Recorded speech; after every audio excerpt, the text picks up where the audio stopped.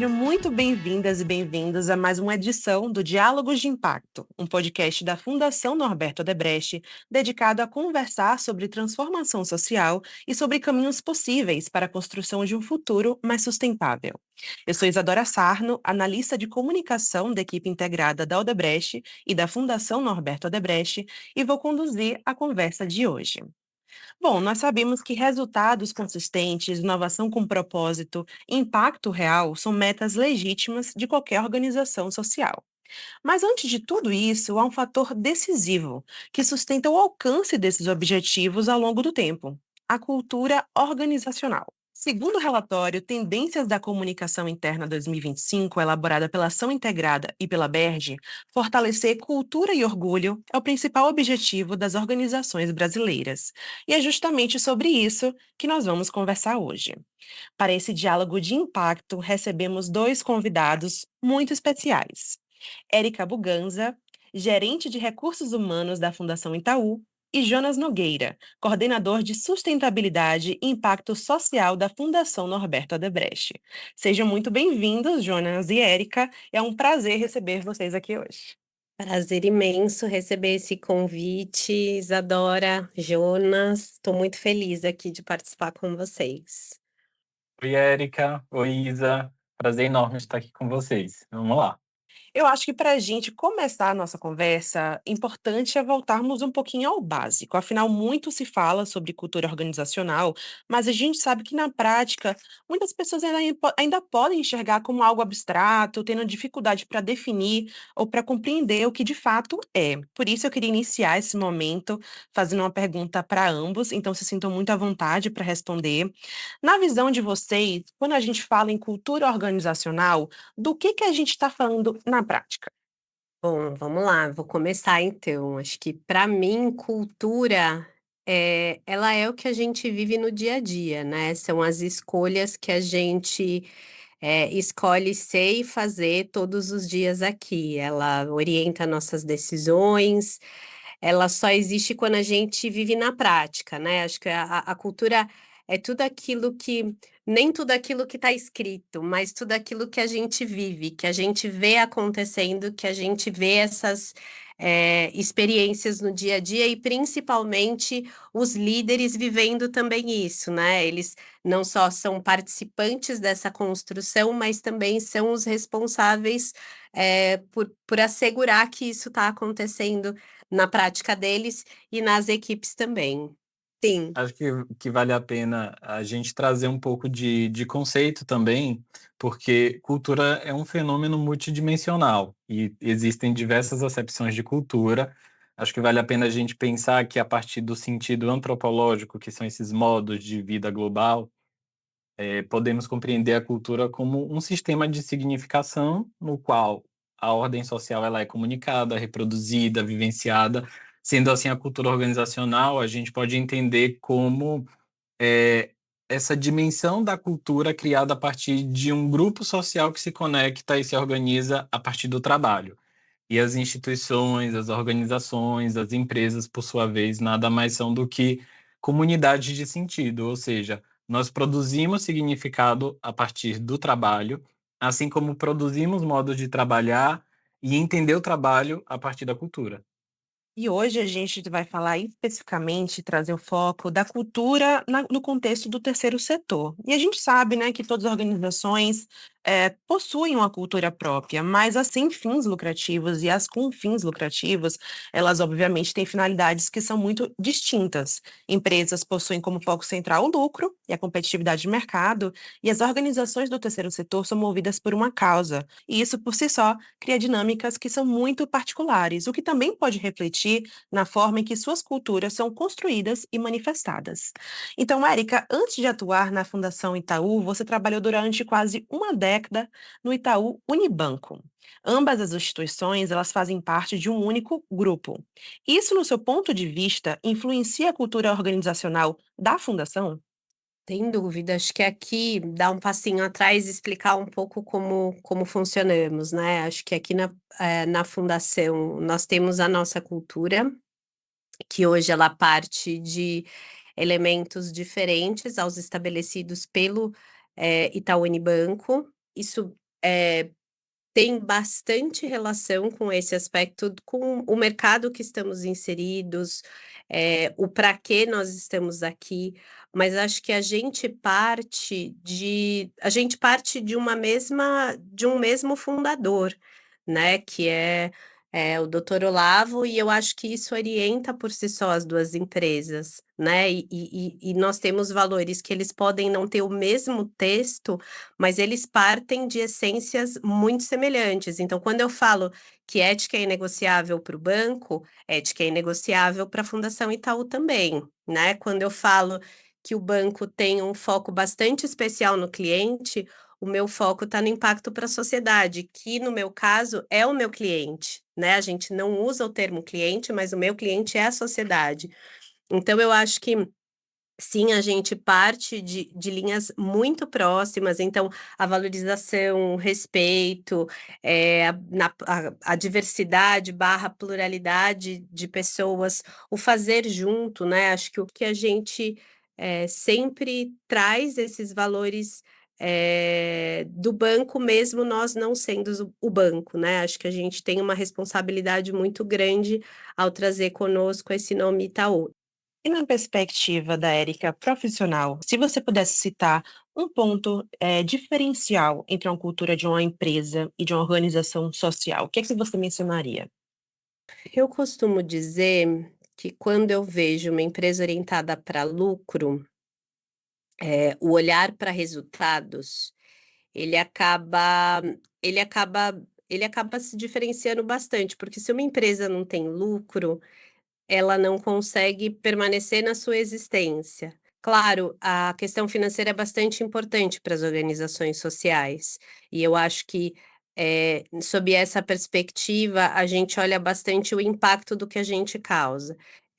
Uma pessoa que constrói algo para gerar esse impacto, para gerar o contato com o sensível, usualmente é uma pessoa que se relaciona de uma maneira diferente, daquela que está olhando para um resultado numérico de ganho financeiro. O próprio se relacionar com o sensível que nos atravessa todo dia, com as histórias de estudantes, faz com que a gente olhe para relações e seres humanos, por uma perspectiva diferente que talvez empresas orientadas para lucro conseguem num primeiro momento se posicionar. Então eu acho que o jeito de se relacionar para mim e de se relacionar aqui eu estou falando dentro do ambiente organizacional, ele muda um pouco, porque isso acaba, quase que nos atravessando como pessoas. Então a maneira que eu me relaciono com os profissionais que eu interajo hoje, elas precisam ser diferente da maneira que eu me relacionava, na época que eu fazia parte do banco, né. É muito bem pontuado. E a gente sabe também que uma das características que são mais marcantes das organizações sociais é que muita gente chega motivada pela causa, né? Pelo propósito. Mas a gente sabe também que o propósito sozinho, ele não é o suficiente para garantir o alinhamento, a colaboração ou continuidade a longo prazo do engajamento. Inclusive, diversos especialistas apontam que valores e crenças compartilhados têm um papel muito importante na mobilização de pessoas. Jonas, em sua experiência, como a cultura organizacional ajuda a transformar propósito em ação? Você vê relação entre cultura e engajamento? Eu vejo total relação, Isa. Eu gosto de pensar a cultura organizacional como um paradigma do ambiente de trabalho, né? Como as lentes dos óculos, porque é também a partir da cultura organizacional que vamos ver, pensar e agir no trabalho, né? Ela fornece uma espécie de modus operandi para o trabalho. Ela tem relação direta com o propósito da organização, ela estará presente na teoria da mudança dessa organização, no caso do terceiro setor. E aí eu acho que é importante a gente lembrar também que teoria da mudança é essa forma de escrever como uma organização ou intervenção social pretende gerar algum impacto e resultado, como se fosse um planejamento de impacto, falando a grosso modo. E, consequentemente, ela irá ser traduzida nas estratégias, nos modelos, nos projetos e ações dessas organizações. Vale lembrar que, se a cultura organizacional é um sistema de crenças e valores, como a gente estava falando no início, os projetos e programas estarão sempre a serviço da construção desse mundo idealizado pela organização. Então, a cultura organizacional, ela dá uma espécie de direcionamento para a ação. E o engajamento, eu disse anteriormente que a gente pode pensar a organização como essa comunidade de sentido, e tem um autor que eu acho interessante, que se chama Bernardo Toro, que ele diz que ser parte de uma comunidade de sentido é compartilhar da mesma visão de futuro, de um mesmo imaginário, motivador e convocante. Se eu não me identifico com esse mundo idealizado pela organização, eu não consigo me engajar. É papel da cultura mobilizar, e da coesão social. A cultura é uma espécie de liga social que, no caso das organizações, serve para mobilizar, engajar e alinhar as pessoas em prol de um mesmo propósito, de uma mesma visão de futuro. Mas isso só acontece, de fato, quando esse sistema de valores da organização se alinha com os valores pessoais, com as minhas crenças, com a minha própria cultura, e eu consigo perceber que o trabalho naquele local e as atividades que eu desenvolvo, elas compõem, ajudam a compor a minha própria identidade. Foi muito interessante isso que você trouxe, Jonas, porque também apresentou uma perspectiva de identificação, certo? Existe também um fator individual do integrante, do colaborador nesse contexto de cultura. E também você falou em relação à coesão, à liga, e isso caminha muito para uma dúvida que eu tenho em relação ao universo do Itaú, Érica, porque a Fundação Itaú foca nos campos da educação e da cultura e tem três frentes de atuação: Itaú Cultural, Social, Itaú Educação e Trabalho. Em relação a isso, né, lidando com frentes de atuação diversas, como a cultura organizacional ajuda a criar uma unidade entre as equipes de cada uma delas?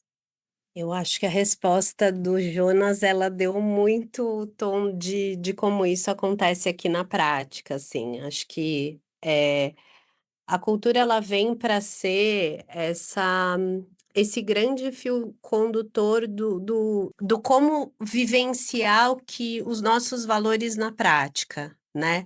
Quem atua com cultura, interage com os parceiros da cultura, tem um universo ali para dialogar, assim como da educação, assim como as áreas que não são finalísticas, né, RH, comunicação, pesquisa. Então acho que a cultura é que vai dar esse fio condutor para que todas essas áreas, possam interagir, né. A gente vai ver a cultura às vezes, nas pequenas ou nas grandes decisões, ou nas decisões mais complexas de crise, quando eu não tiver ali escrito num material institucional o que fazer, a cultura ela vai estar me orientando nesse pano de fundo para eu me posicionar diante daquela situação, né, ou naquele relacionamento com o meu parceiro. Acho que, eh, a cultura ela tem que ser um grande norteador de diretrizes para como a gente deve se relacionar, se posicionar. Quando a gente começou o nosso projeto de cultura, a gente veio de um processo que foi um processo de fusão, né. O Itaú Educação e Trabalho existia de maneira isolada, o Itaú Cultural de maneira isolada, o Itaú Social. E aí em 2020 passamos a ser aí a Fundação Itaú. Então a gente vivenciou momentos anteriormente em que nós éramos, 4 organismos diferentes, e a nossa cultura veio justamente para dar esse fio condutor e nós permanecemos sendo Itaú Educação e Trabalho, Itaú Cultural, Itaú Social, mas hoje, a cultura nos orienta e faz com que a gente tenha essa atuação coerente entre si, sendo uma coisa só, né, mas respeitando aí cada uma das nossas atuações. Vou pedir licença para a gente entrar num bloco agora que vai ser um pouco teórico, mas é que fazendo a pesquisa para o podcast, chamou minha atenção um modelo da década de 80, que foi desenvolvido pelo pesquisador Edgar Schein, que ele é considerado uma das maiores referências mundiais em questão de cultura organizacional. E aí ele apresentou uma ideia de que a cultura de uma organização possui três níveis de profundidade. Ele faz a comparação, inclusive, sobre a imagem de um iceberg, que seria o primeiro nível, né, que ele considera o topo do iceberg, iceberg artefatos, que seriam aspectos mais visíveis da organização, como, por exemplo, marcas, logotipos, o próprio design, né, do escritório, código de vestimenta. Aí teria uma camada intermediária, que seriam os valores, que representam aquilo que a organização diz acreditar e que orienta também o comportamento consciente das pessoas, como, por exemplo, seus princípios, objetivos, estratégias e normas de conduta. E aí, os pressupostos básicos, que é aquela base invisível do iceberg, seria a essência da cultura, que são crenças aquelas que são profundamente enraizadas e que operam num nível subconsciente, influenciando a forma como o grupo deve perceber, sentir e pensar. E esse modelo, né, se destaca porque ele aponta que documentos ou declarações de valores institucionais não são equivalentes a realmente conseguir acessar a camada mais profunda e inconsciente dos colaboradores, a ponto da cultura organizacional ser capaz de orientar seus comportamentos e processos decisórios. Sendo assim, Érica, quais você considera ser estratégias mais eficazes para a gente fortalecer a cultura dentro de uma organização e transformar, muitas vezes, valores escritos em comportamentos que sejam observáveis, que realmente fazem parte da rotina das pessoas? Acho que o Chay é um grande estudioso da cultura, né, acho que um pouco do que eu disse aqui dialoga bastante, inclusive, com essa terceira camada, né, que não é a camada que está sempre exposta e que às vezes é a camada mais difícil da gente conseguir, fortalecer, acessar e ver na prática. Eu acho que um aspecto que eu considero, bastante importante, e pela minha vivência, sempre foi essencial, é o engajamento da liderança.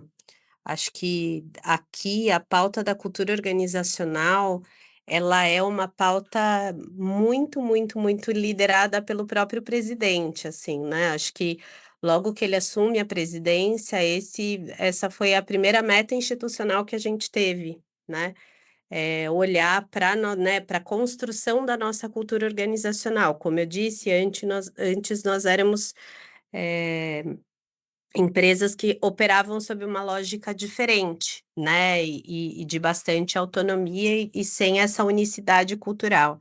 Então eu acho que o engajamento da liderança é muito importante, eu acho que hoje, uma das formas que a gente tem sempre buscado mecanismos para conseguir traduzir isso na prática. Claro, pesquisas são importantes, são muito importantes.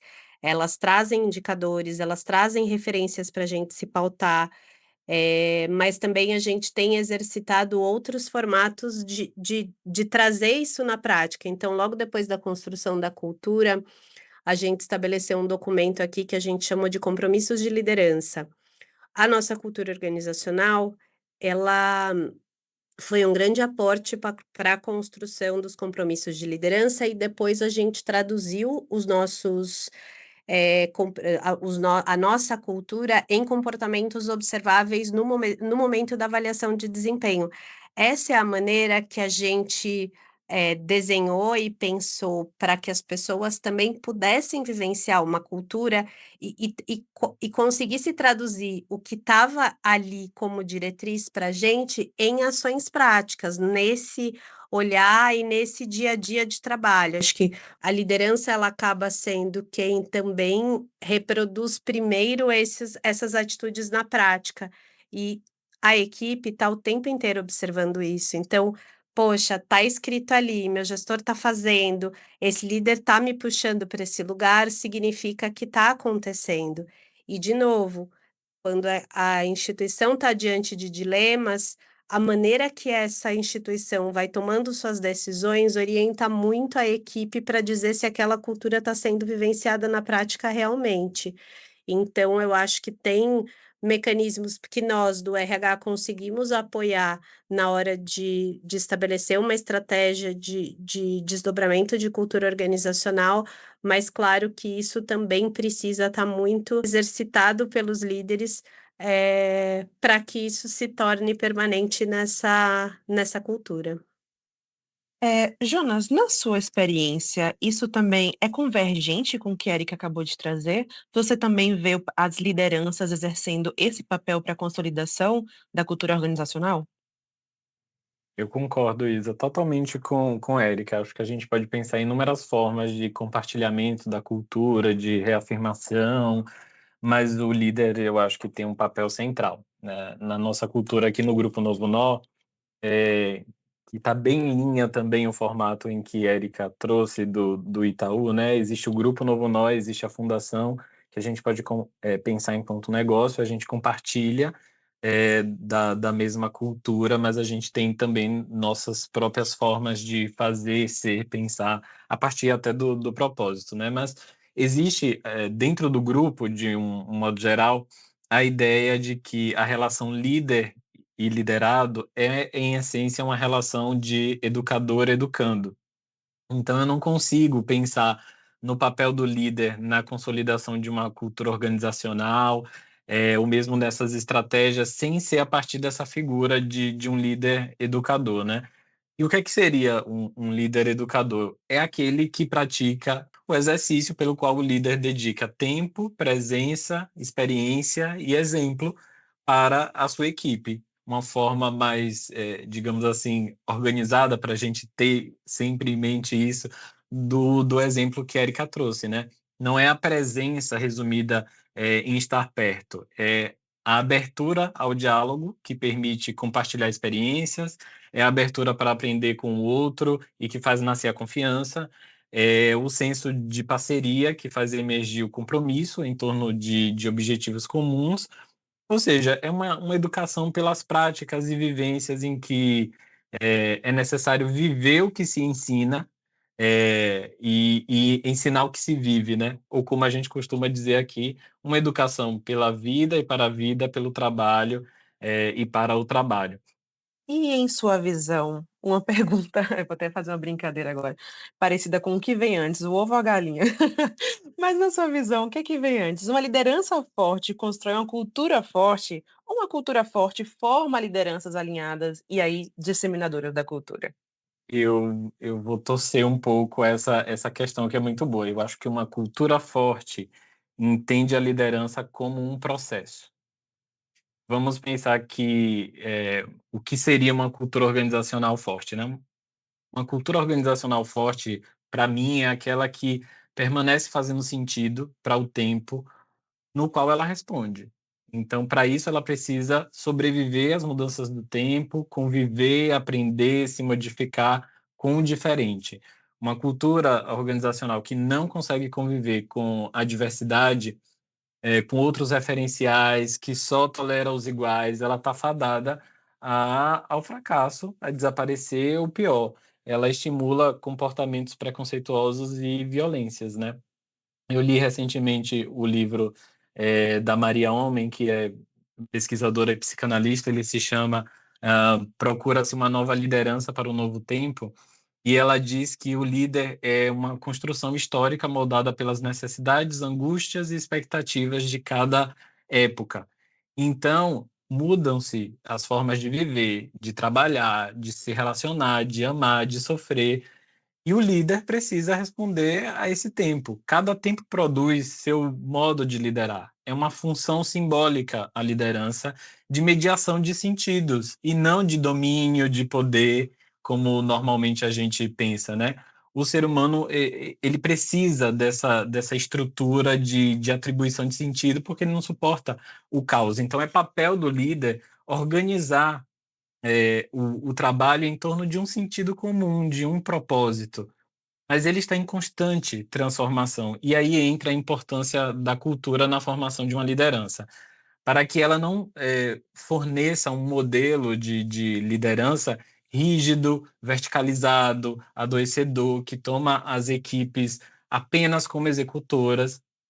Pelo contrário, a cultura ela pode, fornecer modelos que ajude a gente a pensar, uma liderança que congregue as pessoas, uma liderança que compreenda o seu tempo, que produza sentido para os porquês e para quês nós estamos fazendo aquelas determinadas atividades, e principalmente, como fala a Maria Homem, que faça o outro sentir que aqui, no ambiente de trabalho, ele pode existir. Nossa, essa frase realmente ela é muito bonita, né? E você mencionou a diversidade, eu acho que especialmente quando a gente diz respeito a organizações do terceiro setor, é inevitável trabalhar com a diversidade, né? Tem que ser um valor fundamental na própria condução dos seus processos e também no relacionamento com os stakeholders, com os parceiros, com os beneficiários. E até esse ponto aqui do podcast, a gente falou muito sobre a influência da cultura para quem faz parte, né, para quem está dentro da organização. Mas aí vem uma questão muito interessante, né? E quando a cultura ultrapassa essa fronteira? Em algumas experiências de desenvolvimento social, especialmente em programas de longo prazo, a cultura organizacional pode não permanecer restrita às equipes internas. E determinados valores e formas de atuação acabam influenciando também parceiros, lideranças comunitárias e beneficiários. E é um movimento interessante porque ele amplia o alcance da própria missão institucional. E é sobre isso que a gente vai conversar agora a partir da experiência da Fundação Norberto Odebrecht. A fundação, né, como Jonas mencionou anteriormente, ela está inserida em um forte contexto de cultura organizacional. E o fundador Norberto Odebrecht, ele foi responsável pela criação da tecnologia empresarial Odebrecht, a TEL, que se tornou a base cultural do Grupo Novo Honor e da fundação, orientando gerações de líderes e profissionais. E depois essa abordagem foi atualizada para as novas gerações e passou a ser conhecida como a nossa cultura. E o mais peculiar é que é um fenômeno, inclusive, notável. Os princípios e valores dessa cultura acabaram sendo também transmitidos e reproduzidos por lideranças, parceiros e beneficiários do PDCIS, o Programa Social desenvolvido há 23 anos pela Fundação no Baixo Sul da Bahia. Jonas, conta pra gente, o que foi investigado a partir desse fenômeno e no que esse trabalho resultou? Vamos lá, Isa. Eu acho que vale a pena a gente dar alguns passos para trás antes de responder essa pergunta. Eh, Vale a pena explicar que toda vez que um investidor social, ele adota novas práticas de investimento e gestão, o terceiro setor, ele acompanha essa mudança. O investimento social privado, ele tem como característica a necessidade de uma segurança maior em relação à geração de resultados. Isso termina por gerar uma governança um pouco mais pesada, um grau de inovação moderado, mas principalmente a adoção de boas práticas de gestão, por parte dos parceiros, a fim de assegurar que, de fato, o recurso ele chegue na ponta, até o beneficiário. E eu estou fazendo essa volta toda, né, essa explicação, porque o que a gente observou foi exatamente a influência de Doutor Norberto nas instituições que são parceiras da fundação até hoje. Nós temos uma experiência única aqui. Nós fazemos a gestão de um programa social que foi, de fato, desenvolvido pelo nosso fundador em contato direto com o beneficiário e com o território. Ele se dedicou integralmente nos últimos anos da vida dele à fundação e ao Baixo Sul da Bahia, que é o território em que nós estamos com o PDCIS, o Programa de Desenvolvimento e Crescimento Integrado com Sustentabilidade. Então, quando ele chega há 23 anos atrás, mais ou menos, no território, um território muito pobre, um território muito desigual, muitas das instituições que existem lá hoje não existiam. Algumas delas, inclusive, ele ajuda a criar, e elas adotam esse modelo de cultura organizacional que ele fazia parte. Mas não foi um processo de imposição, era o que ele tinha para ensinar naquele momento. Então, anos depois, bastante tempo depois, né, quando nós percebemos que não era apenas os processos que a gente tinha em comum, surge essa necessidade de investigar como a cultura, a nossa cultura, estava viva naquele ambiente. E muito da nossa cultura, ela é praticada ainda nas instituições parceiras, como você disse, e também é ensinada para o beneficiário.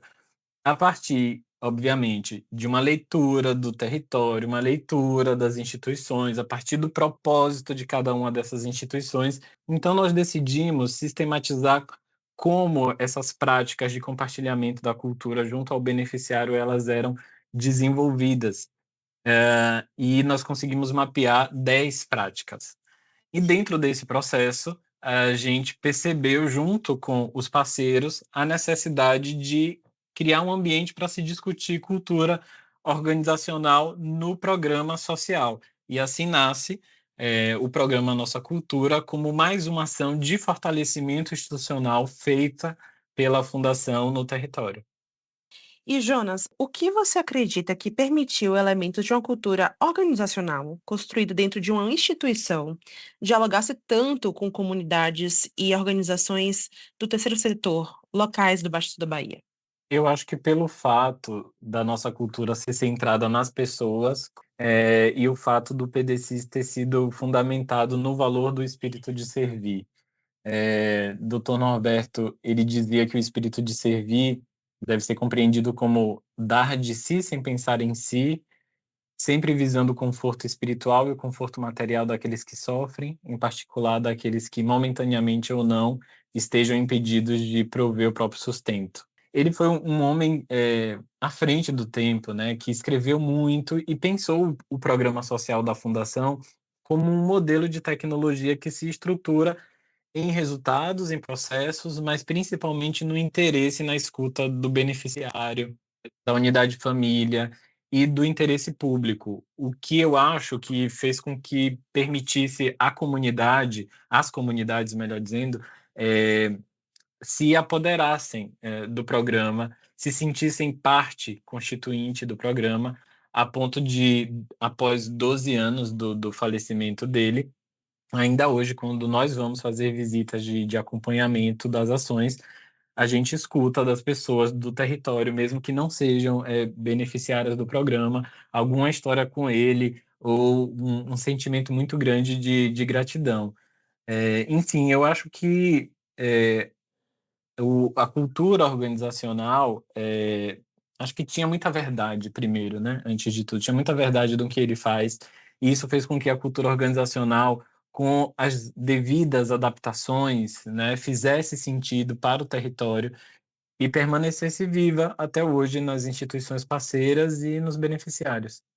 Olhando para a experiência da Fundação Itaú, Érica, você também reconhece isso que Jonas trouxe? Você também percebe determinados valores institucionais sendo irradiados para além dos limites da organização, alcançando parceiros?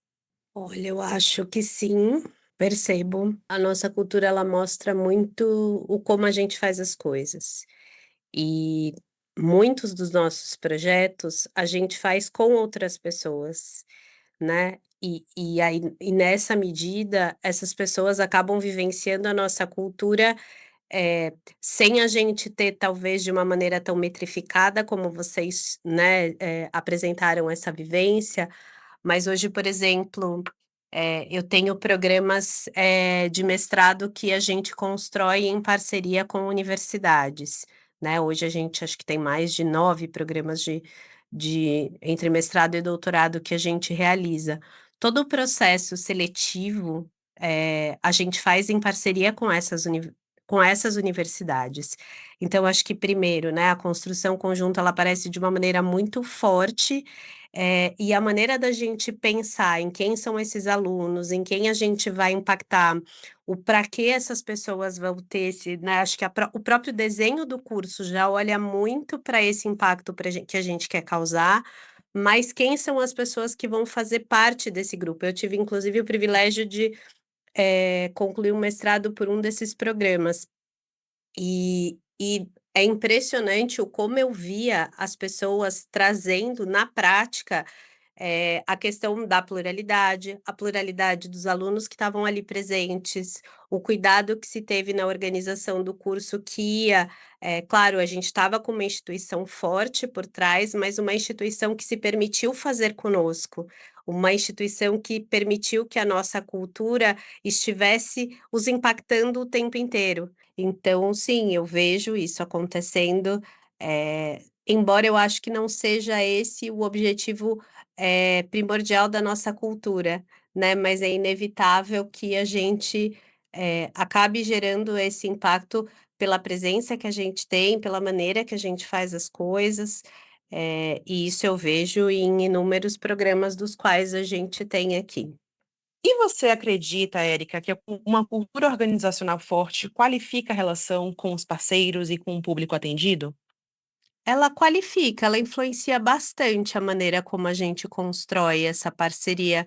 Eu não sei se é a força da cultura, mas sim, o que permeia essa cultura, né, não é se ela é uma cultura forte ou não, mas quais são os valores que estão por trás, dessa cultura. E eu acho que quando a gente fala em impactar a sociedade, em pluralidade, ou mesmo além dos elementos, a gente tem os nossos princípios. Quando a gente fala em fazer junto, fazer para transformar, fazer com a diversidade, a gente está trazendo um super qualificador na maneira com que a gente tá com os nossos parceiros, né, os nossos estados ou mesmo o nosso público. Como foi mencionado, né, naquele modelo de Edgar Schein, as crenças, quando estão na base do iceberg, são crenças enraizadas. Eu acho que é justamente por isso também que existe uma dificuldade, às vezes, na construção, na disseminação, na aplicabilidade, né, no dia a dia.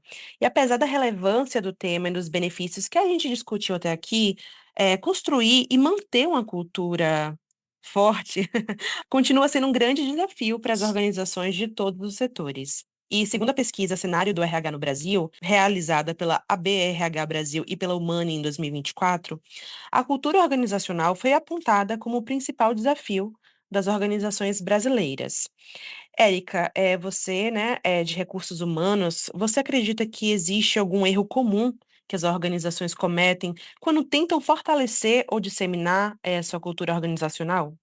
Eu acho que nem sempre o erro está na disseminação, mas, eh, é no como você vê as coisas acontecendo na prática, né, porque eu acho que às vezes a disseminação ela parte de ferramentas e questões que são muito semelhantes entre si nas empresas, mas o como isso se pratica, ou como se isso se vivencia na prática, eu acho que o erro está muito mais aí, sabe. Quando uma empresa não coloca o cliente como foco e você tem um foco no atendimento ao cliente, né, você não adianta nada você dizer que o teu cliente é o foco se você não está vendo isso ser exercitado na prática. Então, acho que a disseminação, eh, nem sempre ela tem erros, o que você tem erros é no acompanhamento e no ver esses valores sendo praticados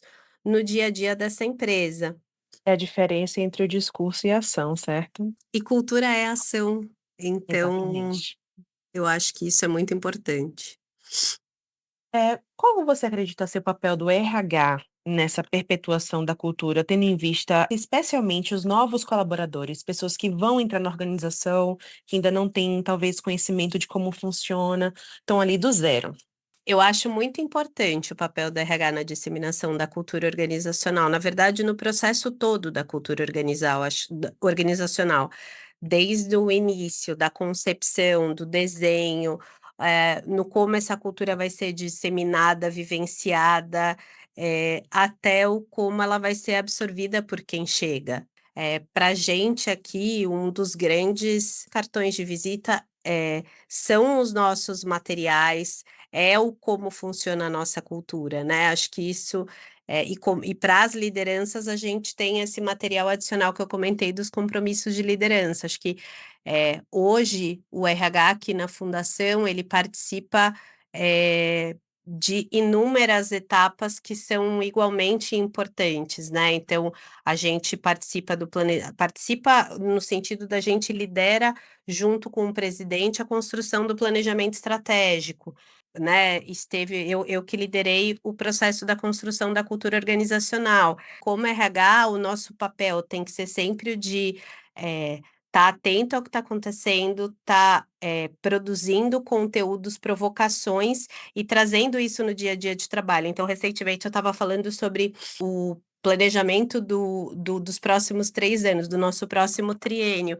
e a cultura ela veio aqui como um elemento muito importante nesse diálogo o nosso presidente, né. Então se a gente está falando numa grande transformação que acontece até decorrente de tudo que a gente está vendo no mundo contemporâneo, como é que a cultura se incorpora e passa a ser, reposicionada frente a isso. Então acho que o nosso papel de RH, ele não está só nas ferramentas de RH, mas a gente está participando também dessas grandes decisões e orientadoras desse grande negócio. Voltando um pouco em relação a desafios, quando a gente olha especificamente para o terceiro setor, outros elementos entram nessa equação. O último censo das OSCs, conduzido pelo IPEA, demonstra que muitas organizações da sociedade civil convivem com limitações financeiras, renovação constante de equipes. Diante desse cenário, Jonas, como a cultura organizacional pode contribuir para a sustentabilidade, para o sucesso e para a longevidade das instituições do terceiro setor? Olha que interessante, Isa. Eu vejo a cultura organizacional como uma espécie de disparador de resultados e a partir da fala da Érica, né, acho que fica perceptível que não há uma cultura organizacional melhor do que outra, né? Existe a cultura organizacional que responde ao tempo e às necessidades de cada instituição. Eu costumo brincar dizendo que existem diversas formas de fazermos o que a gente faz, mas o que nos diferencia é a nossa cultura. É por isso que eu acho que é fundamental, construirmos espaços para debater e refletir sobre a cultura organizacional no terceiro setor. E o investimento em fortalecimento, institucional torna-se crucial quando a gente pensa nessa área. No setor, nós temos um modelo de financiamento centrado em projetos, na maioria das vezes, que tem início, meio e fim. Na maioria das vezes, temos pouco espaço para pensar em investimentos estruturantes que melhoram a condição de trabalho e a estrutura de gestão das ONGs, da mesma forma que eu acho que existe muita boa intenção, nos programas de capacitação, de aceleração, de mentorias de ONGs.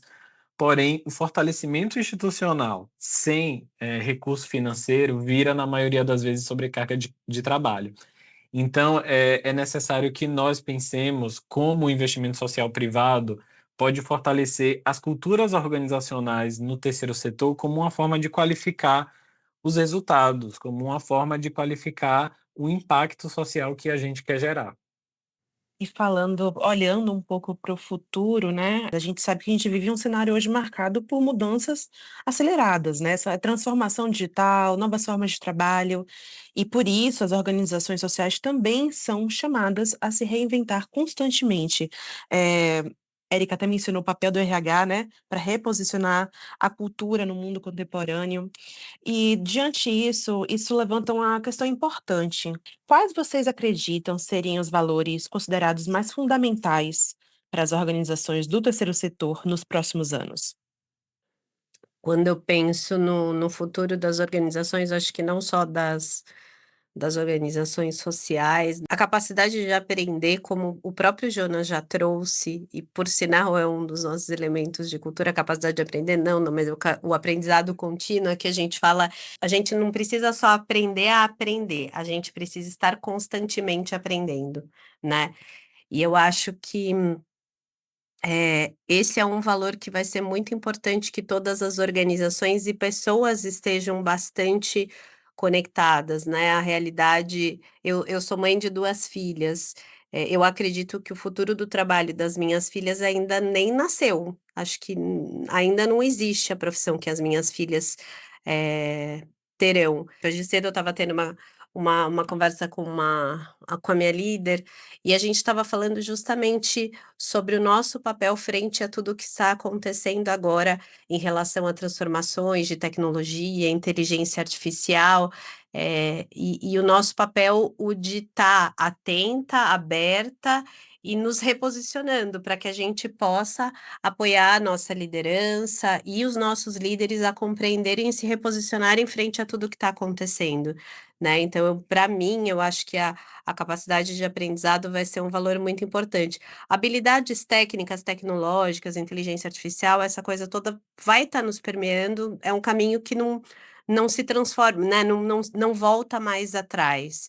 Acho que o desafio, quando a gente fala em cultura organizacional, Vai ser a gente entender qual é a essência e como a gente permanece dentro disso tudo, né, e como o senso humano também fica, de que maneira a humanidade no sentido de ser humano, vai estar presente nas relações e nesse fazer. Eu vou bem na linha da Érica, eu achei a fala muito pontual. E o que eu posso agregar, eu acho que um valor muito bonito que desejo que a sociedade, de modo geral, né, adotasse, é o espírito de servir. Como eu disse, não tem nada a ver com subserviência a alguém, mas sim com tomar o humano como medida de todas as coisas. Eh, não é o que eu quero fazer, ou o que eu acho que é legal, ou mais inovador e mais estratégico. Acho que esse valor, faz com que a gente olhe para o outro, pense no que o outro precisa, naquele momento, naquele contexto em que ele está, e o modo de ajudá-lo a sair de um ponto A até um ponto B. E num mundo, tão individualista, autocentrado, cheio de incertezas que nós estamos vivendo, eu acho que pensar no outro e congregar, parece ser até revolucionário. Bom, ao longo dessa conversa, pessoal, eu acho que para quem está escutando também, dá para a gente fazer um comparativo que, em relação a organizações do terceiro setor, a gente fala muito sobre missão, sobre propósito, né? E se a missão é o coração de uma organização social, a cultura é o que faz esse coração continuar batendo. Eu agradeço demais a presença de Jonas e Érica hoje, pessoas que trouxeram um nível altíssimo de conversa, que eu me sinto extremamente honrada de estar aqui na presença e de estar ouvindo essas contribuições que eu considero extremamente ricas e importantes. Então, muito obrigada a vocês dois e também a quem nos acompanhou em mais um episódio do Diálogos de Impacto.